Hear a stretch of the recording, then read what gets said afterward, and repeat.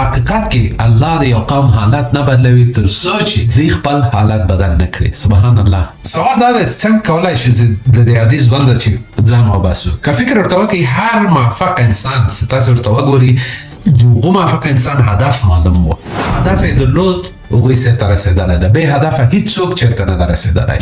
او هغه هدف د خلکو د موفقه خلکو له ډېر یو کوچني قدمه چې شروع کړی ده، الحمدلله اوس ورته وګورئ چې که په بزنس کې وي، لا په فامیلي میټرز کې وي، په هر شي کې وي ځان یې رسولی ده. نو هدف ډېر زیات مهمه ده چې انسان ځان ته جوړ کړي چې څه شی غواړې واوسئ، څوک غواړې واوسئ.